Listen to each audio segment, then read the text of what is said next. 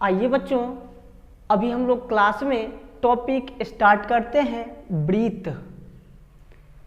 क्या टॉपिक है बच्चों? ब्रीथ टॉपिक है। सबसे पहले बता दें कि ब्रीथ किसको कहेंगे। तो सपोज डैट कोई एक पॉइंट है और पॉइंट से कोई एक हम धागा को ले लें। अब इस धागा को बगैर मोड़े हुए बिल्कुल स्ट्रेट में आप नचा दीजिए। इस प्रकार से जो एक सर्कुलर पाथ ट्रेस हुआ, इस पाथ को बच्चों हम लोग बोलेंगे क्या चीज? ब्रीथ बोलेंगे। क्या बोलेंगे बच्चों? ब्रीथ बोलेंगे। अब इस ब्रीथ में कुछ टर्म होता है, उस टर्म के बारे में इंडिकेट करते हैं। जैसा कि आपको मालूम होना चाहिए, जहाँ से लाइन को ट्रेस करना स्टार्ट किए इसको क्या कहेंगे बच्चों? तो इसको बोलते हैं ब्रीथ का केंद्र। क्या बोलेंगे बच्चों? इसको केंद्र बोलेंगे। इसके बाद ये जो गोलाकार लाइन ट्रेस हुआ, गोलाकार लाइन ट्रेस हुआ, पराया खिंचाया, इस लाइन को बच्चों हम लोग क्या बोलते हैं? इसी लाइन को हम लोग कहते हैं परिधि। क्या कहेंगे बच्चों? परिधि। या फिर इसी लाइन को हम लोग परिमाप भी बोलते हैं। क्या बोलते हैं बच्चों? परिमाप। और इंग्लिश में बच्चों इसी लाइन को क्या कहते हैं? पेरीमीटर बोलते हैं। क्या बोलते हैं? पेरीमीटर बोलते हैं। अब बच्चों यहाँ पे हमारा ये केंद्र हुआ और ये हमने जो लाइन खींचा इसको हमने कहा है धागा है। अब यहाँ से केंद्र से ये लाइन जो बना जिसको हम परिधि कहते हैं। तो केंद्र से परिधि के जो लाइन बना, इस लाइन के बीच का जो डिस्टेंस है, ये वाला हमारा लाइन, इस लाइन को हम कहते हैं त्रिज्या। क्या बोलते हैं बच्चों? त्रिज्या बोलते हैं। अब इस त्रिज्या को हम लोग इंडिकेट करते हैं आर से। क्या चीज़ है बच्चों? R for radius. अब आपकी मर्जी तो कैपिटल आर से लिखें या आपकी मर्जी तो स्मॉल आर से लिखें। आप बिल्कुल स्वतंत्र है, इसमें कोई दिक्कत नहीं है। अब बच्चों आगे बढ़ते हैं, फिर से एक फिगर बनाते हैं। ये आपका सपोज डैट सर्कल हो गया। क्या हो गया बच्चों? इंग्लिश में सर्कल बोलते हैं और हिंदी में ब्रीथ कहते हैं। इस ब्रीथ में आपका यहाँ पे सपोज डैट ये आपका केंद्र है। क्या है बच्चों? ये आपका केंद्र है। अब जरा गौर फरमाइएगा, यहाँ से यहाँ के दूरी को हमने क्या कहा बच्चों? ये हमारा त्रिज्या है। लिख लेते हैं, ये हमारा त्रिज्या हुआ। और यहाँ से जितना दूरी ये होगा उतना ही दूरी कोई भी ऐसा लाइन खींचेंगे उसका होगा।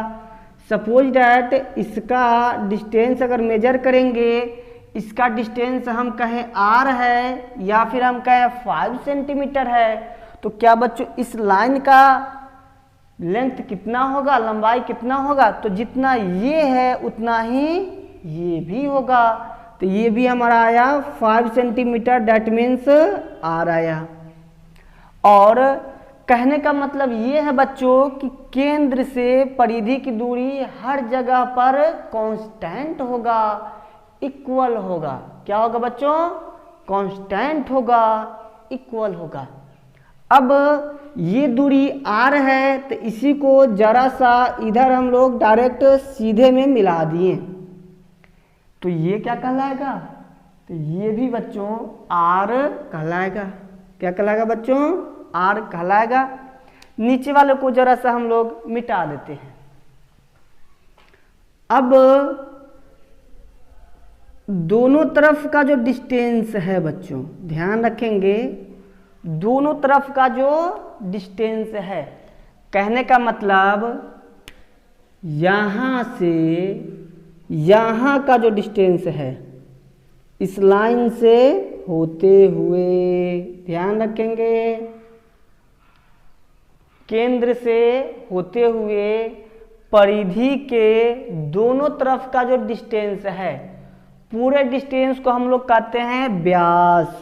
क्या बोलेंगे बच्चों? व्यास। दैट मीन्स एक तरफ से त्रिज्या दूसरे तरफ को छुए, ठीक, लेकिन केंद्र से जाते हुए, इसको क्या कहेंगे बच्चों? व्यास कहेंगे।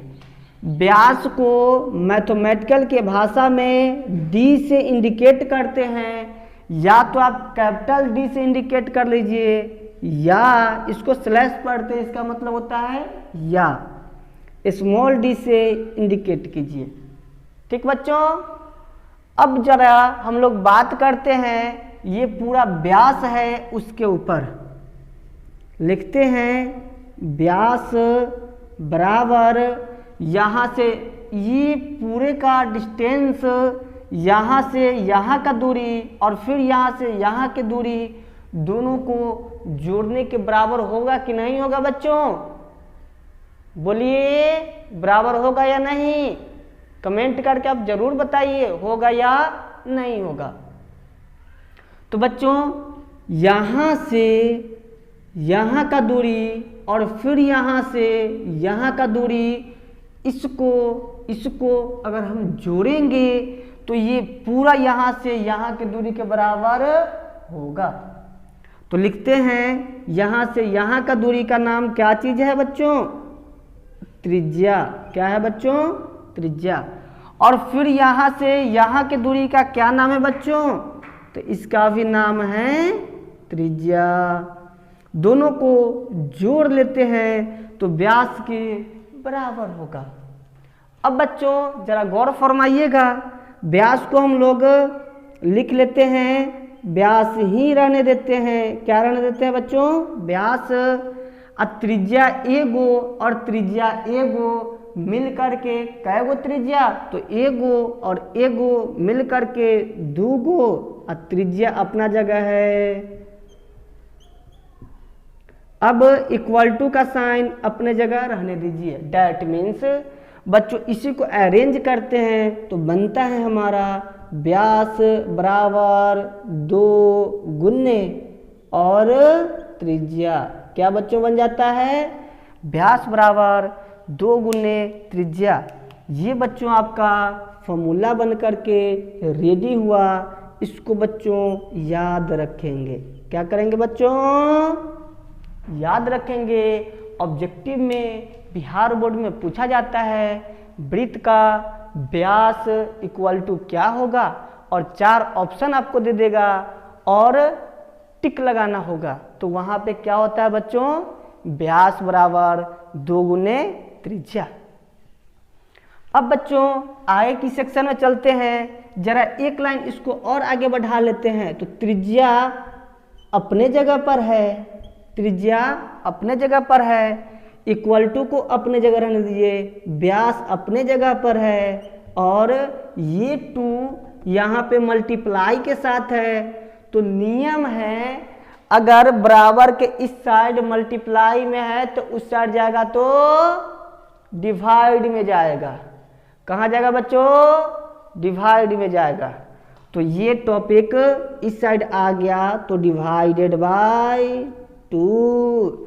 अब बच्चों ये भी एक फॉर्मूला होता है, ये भी एक फॉर्मूला होता है, वृत्त की त्रिज्या बराबर व्यास बटे 2। इस सब को बच्चों कॉपी में जैसे जैसे हम बता रहे हैं आप भी नोट करते चलेंगे, नहीं तो क्लास में पिछड़ जाएंगे, है ना बच्चों? ध्यान रखिएगा। अब बच्चों यहाँ से कुल मिलाकर के 2 फॉर्मूला हमने निकाला है। पहला फॉर्मूला निकाला है क्या चीज? वृत्त का व्यास बराबर क्या होता है बच्चों? 2 गुने त्रिज्या। दूसरा फॉर्मूला बच्चों हमने क्या बनाया है, वृत्त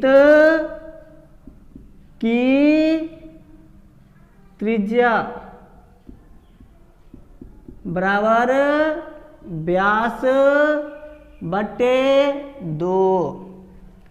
बच्चों उम्मीद करते हैं दोनों फॉर्मूला आपको समझ में आ गया। ठीक है बच्चों, सेम टू सेम प्रोसेस के साथ कॉपी पे नोट करेंगे, छोड़ेंगे बिल्कुल नहीं। जहां भी डाउट हो वीडियो को रोक करके बैक करके पूरा का पूरा समझते चलिए। ठीक ना बच्चों, अब आगे क्लास में हम लोग बढ़ते हैं नेक्स्ट सेक्शन की तरफ।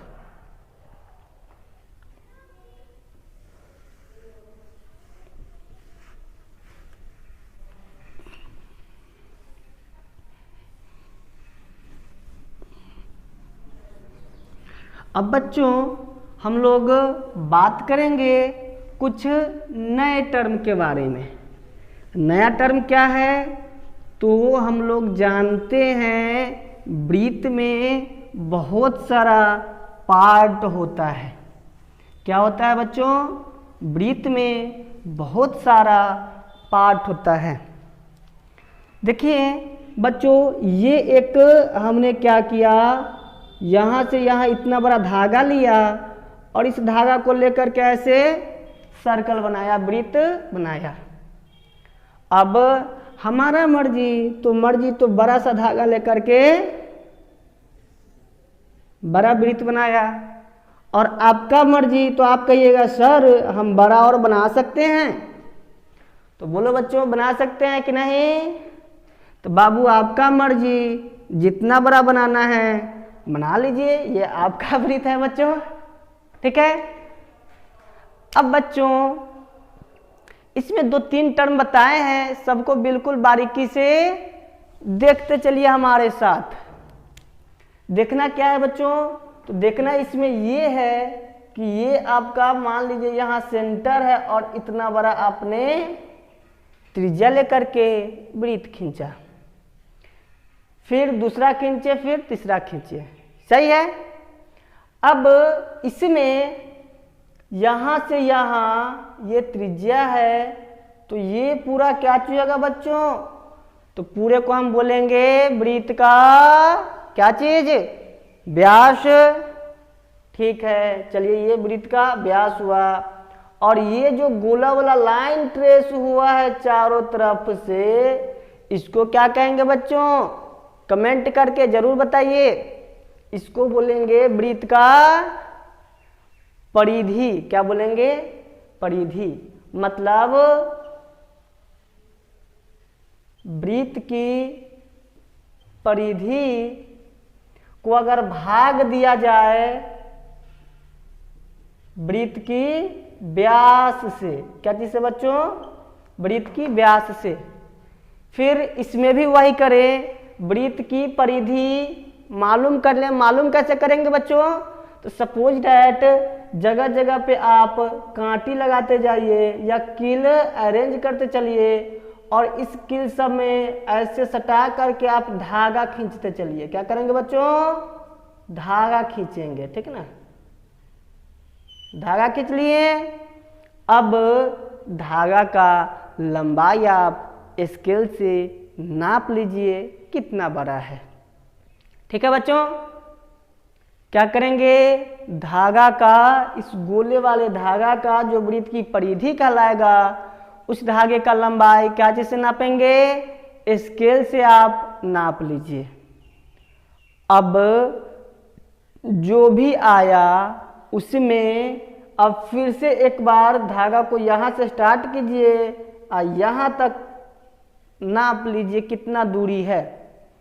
इस दूरी को नाप लीजिए, तब जो परिधि आया है, क्या आया है बच्चों, तब जो आपका परिधि आया है और वृत्त का व्यास आया है, दोनों में भाग दीजिए। क्या करेंगे बच्चों, दोनों में भाग देंगे।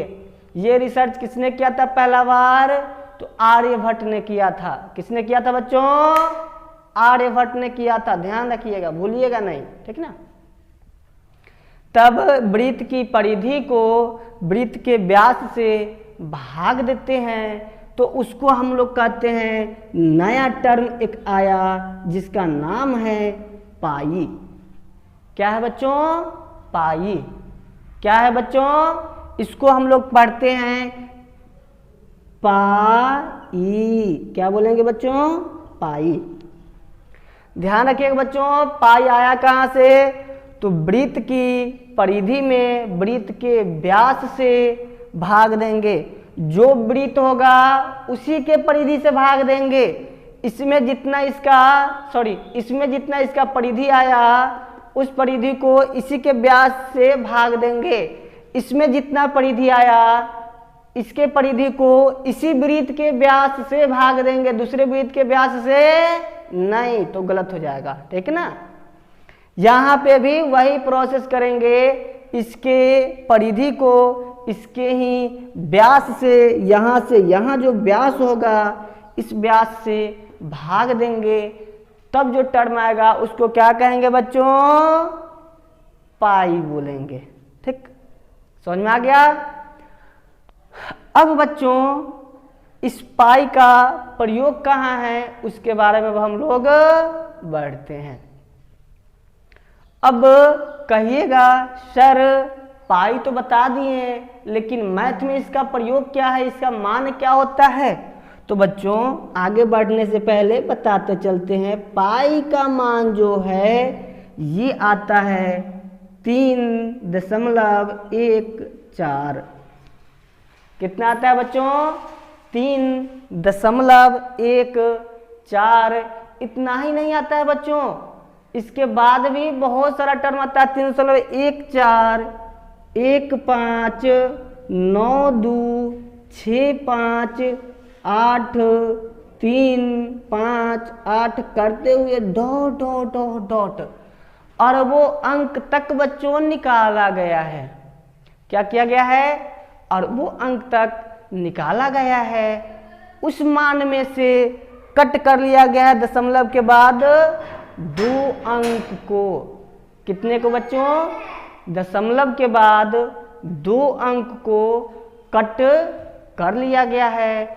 इसको बोला ये हमारा पाई का वैल्यू है। किसका वैल्यू है बच्चों? पाई का वैल्यू है। सपोज डैट पूरा का पूरा टर्म लिखा जाता तो उतना बड़ा मल्टीप्लाई कौन कर पाता है ना?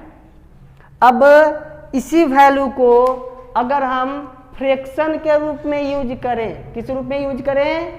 फ्रैक्शन के रूप में यूज करें तो इसी को कन्वर्ट कर लिया तो आया 22/7। क्या आया बच्चों? इसी वैल्यू को फ्रैक्शन के रूप में कन्वर्ट किए तो आया 22/7। अब बच्चों ये जो पाई है ये एक परिमेय संख्या नहीं अपरिमेय संख्या होता है। क्या होता है? अपरिमेय संख्या। जबकि ये भी परिमेय संख्या होता है, ये भी परिमेय संख्या होता है। परिमेय अपरिमेय की कहानी जब रियल वैल्यू रियल नंबर पढ़ाएंगे वहां पे बताएंगे। अभी आप ध्यान रखिए क्या चीज? पाई का मान कितना होता है बच्चों? 3.14 और दूसरा वैल्यू कितना होता है? 22/7। ठीक है? ठीक है। आगे बच्चों नेक्स्ट सेक्शन में बढ़ते हैं।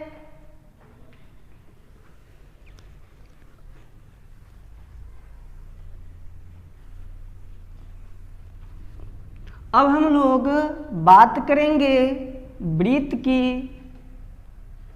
परिधि और क्षेत्रफल के बारे में। क्या चीज के बारे में बच्चों?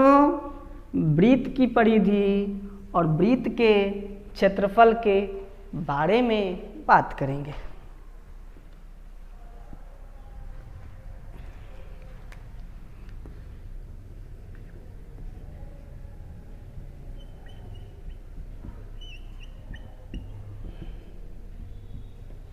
वृत्त का क्षेत्रफल बराबर फॉर्मूला होता है बच्चों पाई r²। क्या होता है बच्चों? वृत्त का क्षेत्रफल का फॉर्मूला होता है पाई आर स्क्वायर। पाई जो कि वैल्यू पुट करते हैं और आर की जगह जो आर का मान दिया रहता है त्रिज्या कहलाता है उसका वैल्यू पुट करते हैं और फिर इसको सोल्व करते हैं, तब आपका वृत्त का क्षेत्रफल बन करके रेडी होता है। सही है। दूसरा फॉर्मूला बच्चों, वृत्त की परिधि। क्या चाहिए बच्चों? वृत्त की परिधि। तो वृत्त की परिधि का फॉर्मूला होता है बच्चों 2 पाई आर। क्या होता है बच्चों? वृत्त की परिधि का फॉर्मूला होता है 2 पाई आर। अब बच्चों ये वृत्त पूर्ण रूप से है तब तो इसका फॉर्मूला आया पाई आर स्क्वायर। क्या आया बच्चों? पाई आर स्क्वायर। और पूरा वृत्त है तो उसके परिधि का फॉर्मूला होता है 2 पाई आर। क्या होता है बच्चों? 2 पाई आर।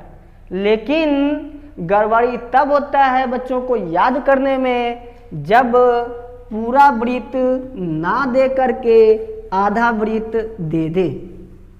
क्या दे दे बच्चों? पूरा वृत्त ना दे करके आधा वृत्त दे दे।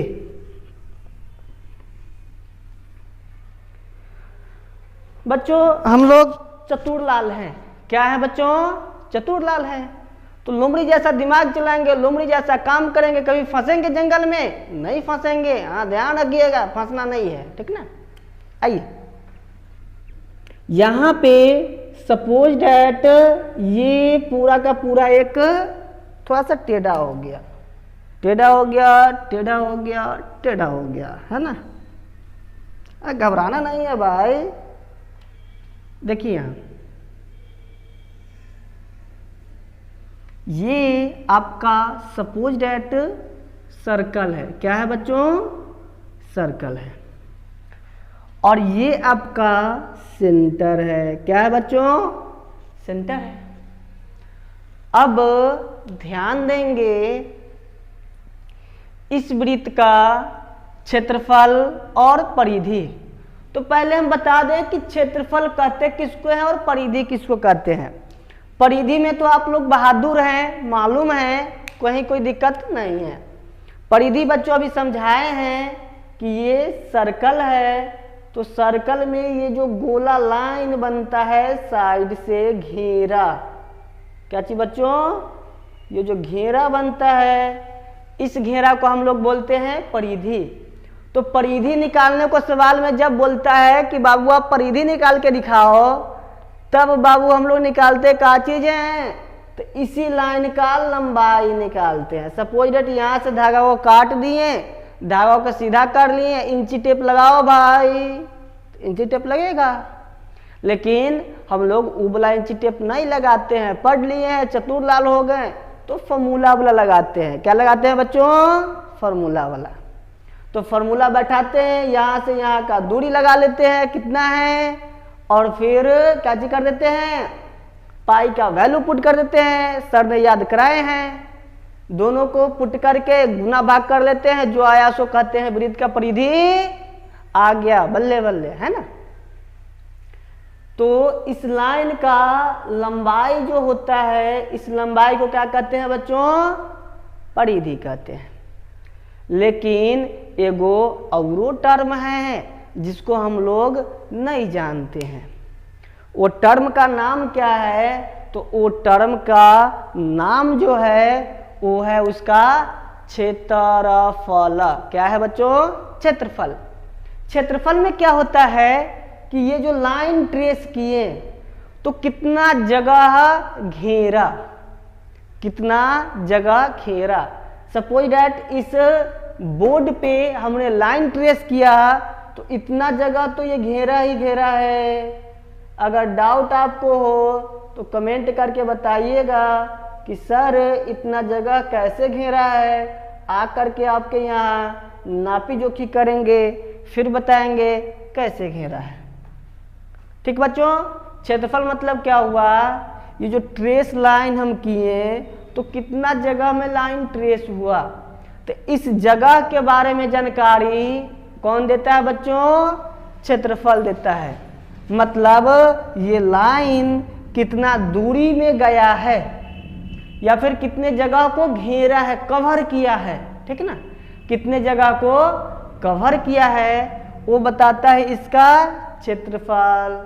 कंसेप्ट क्लियर है? क्लियर है बच्चों। थियोरेटिकल क्लास कर रहे हैं, जितना भी इस सबसे रिलेटेड क्वेश्चन आंसर है आगे की क्लास में हम लोग करेंगे बिल्कुल बारीकी से, जैसे थ्योरी समझाते चल रहे हैं उसी प्रकार से नेक्स्ट सेक्शन भी पूरा का पूरा समझाते हुए कंप्लीट करते हुए बढ़ेंगे। शर्त है बच्चों आप बिल्कुल ध्यान से पढ़िए, किसी प्रकार का कोई चैटिंग, कोई इंफॉर्मेशन, कोई भी एप्लीकेशन का आप यूज ना करें। अगर करेंगे तो फिर आपका पढ़ाई गड़बड़ा जाएगा, ठीक है ना, तो फिर वहां पे मास्टर दोषी नहीं होगा, है ना बाबू। देखो यहाँ पे ये जो एरिया घेरा उसको क्या कहेंगे? उसका क्षेत्रफल। अब बात करते हैं ये आधा वृत्त का, सपोज डैट इसको हम यहां से कट कर लेते हैं। क्या कर लेते हैं? थोड़ा सा और ऊपर से कट होगा, ठीक है। सपोज डैट यहां से वृत्त को हम कट कर लिए, तो अब वृत्त जो हमारा बनेगा इस शेप में बनेगा, ठीक है बच्चों। ये हमारा वृत्त बना, वृत्त का सपोज डैट यहाँ पे केंद्र हुआ, इसको बोलेंगे वृत्त है। क्या चीज है बाबू? वृत्त है। बाबू नाम सुनने में अच्छा नहीं लगता है, विद्यार्थी जी बोलेंगे ज़्यादा अच्छा लगेगा, ठीक है ना बाबू, वही बोलेंगे आप विद्यार्थी जी। हाँ बच्चे ध्यान दीजिएगा, ये जब पूरा रहता है उसको बोलते हैं वृत्त। क्या बोलेंगे? वृत्त। लेकिन जब काट लेते हैं तब उसको बोलते हैं अर्धवृत्त। क्या बोलते हैं? अर्धवृत्त। और अर्धवृत्त को इंग्लिश में बोलते हैं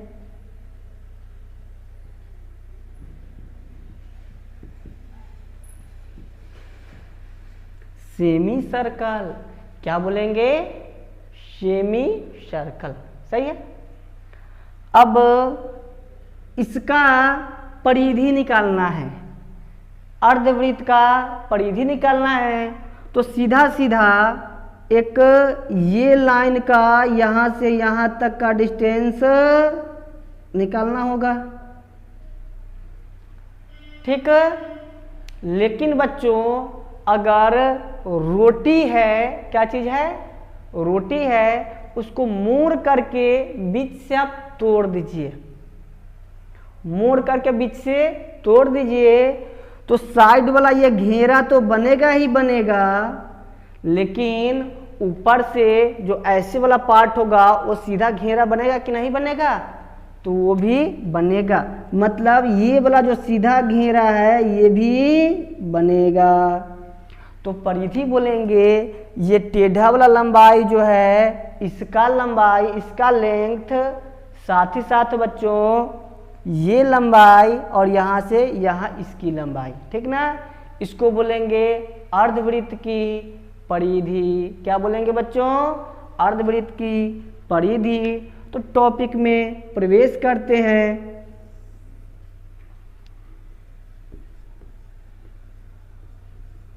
अर्धवृत्त की परिधि क्या चाहिए बच्चों? अर्धवृत्त की परिधि। तो इसके लिए देखिए पूरे वृत्त की परिधि कितना, तो हम लोग जानते हैं 2 पाई आर, तो लिख लेते हैं 2 पाई आर, ठीक है। अब देखिए ये पूरा है तो उसका लंबाई 2 पाई आर, और अभी हम लोग इसको, ये सीधा वाला जो लाइन है इसको छोड़ देते हैं, टेढ़ा वाला कैलकुलेट करते हैं। नीचे वाला जो ये लाइन है इसका कैलकुलेट करते हैं तो पूरे के 2 पाई आर, अब बीच से काट दिए तो आधा वृत्त हो गया, तो आधा वृत्त है तो इसमें भी आधा कर लीजिए, कहीं कोई दिक्कत नहीं है, तो आधा इसको भी हम कर दिए। सही है बच्चों, आधा वृत्त तो आधा इसको भी परिधि में भी कर लिए। अब बच्चों ये जो लाइन है इसका लंबाई कितना, तो यहाँ से यहाँ तक का लंबाई r है और यहाँ से यहाँ तक का लंबाई r है। क्या है बच्चों, r है और r है। तो जरा उसको भी जोर से क्या करेंगे, धक्का नहीं मारना है यार, ऐड करना है। जोड़ लेते हैं r ये वाला और इधर वाला भी r।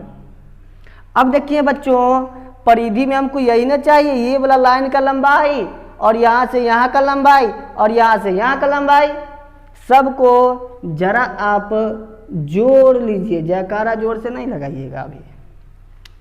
अब बच्चों देखते हैं क्या बनता है। अब नीचे में 2 ऊपर में 2, ये एक टर्म है, ठीक है ना बाबू बच्चे, ये एक टर्म है। टर्म में 2 से 2 कट गया, यहाँ बच गया पाई आर, तो ये हमारा बचा पाई आर, आर और आर मिल करके 2 आर और बीच का प्लस अपने जगह। अब देखिए यहाँ भी आर है, यहाँ भी आर है, मर्जी तो आप दोनों में से आर कॉमन ले लीजिए, बच गया पाई यहाँ, इस टर्म में आ गया +2। तो अर्धवृत्त की परिधि क्या आया, r इंटू पाई +2 बना लिए, तो मेथड है, रट लिए तो फॉर्मूला है। समझ में आया बच्चों, कमेंट करके जरूर लिखें अगर समझ में आया है तो, या डाउट है तो अपना डाउट लिखिए, ठीक ना बच्चों। फॉर्मूला आप जरा नोट कर लीजिए। 3rd नंबर फॉर्मूला, क्या चीज का, 3rd नंबर नहीं बच्चों, 1st 2nd 3rd नंबर ये नोट करेंगे, ठीक ना। 4 नंबर ये है, ये जो फॉर्मूला आया अर्धवृत्त का, ये फॉर्मूला नंबर आपका कितना है बच्चों, फॉर्मूला नंबर 5 है, फॉर्मूला नंबर 5 है। अर्धवृत्त की परिधि,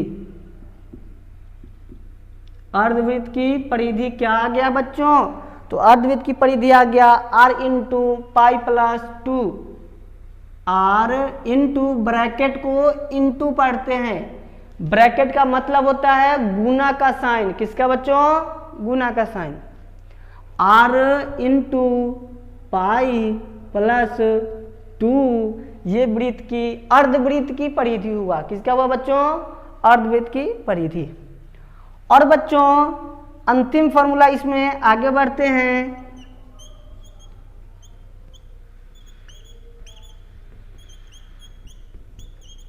अर्धवृत्त का क्षेत्रफल, तो सिंपल बच्चों, क्षेत्रफल में पूरे वृत्त का जो क्षेत्रफल होता है उसमें 2 से भाग दे दीजिए, आधा वृत्त का क्षेत्रफल आ जाएगा।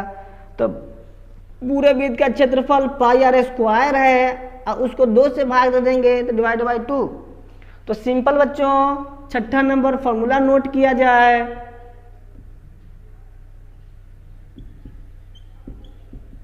अर्धवृत्त का क्षेत्रफल बराबर पाई r स्क्वायर बाई 2, कितना है बच्चों, पाई r स्क्वायर बाई 2।